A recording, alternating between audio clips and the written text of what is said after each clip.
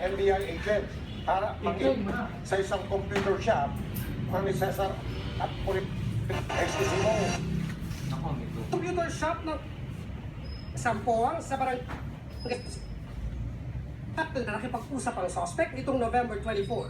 Nagpakilala raw na Joel James Victoria, opisyal ng NBI na napag-utusan umano ng ahensya na mag-inspeksyon sa kanyang shop. Humingi pa ang suspect ng barangay permit ng computer shop kaya nagbigay sa Sampoang ng photocopy nito. Saka umalis ang suspect. Pagkaalis dito ng lalaki, tumawag siya. So, ganito na lang, Ricky. Makipag-ayos ka na lang.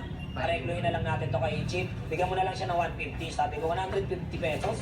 Hindi, 150,000. Kinabukasan hindi si Victoria, di ang kasabwat nito na nakilala lang sa pangalang Dalia ang pumunta sa shop.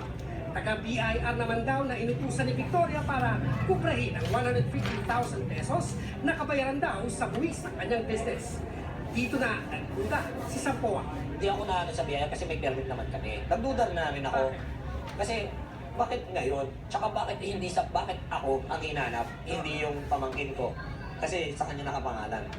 Sa pag-iimbestiga ni Sampoa, natuntun niya ang Facebook account ng suspect na mag-post siya tungkol sa ginawa nito sa kanya. Mabilis itong malat sa Facebook at nagsulputan na ang iba pang mga nabiktima umano nito. Sa pamamagitan din ng social media, nalaman ang kinaroroonan ng suspect. Kaya nitong nakaraang Biyernes ay naaresto si Victoria.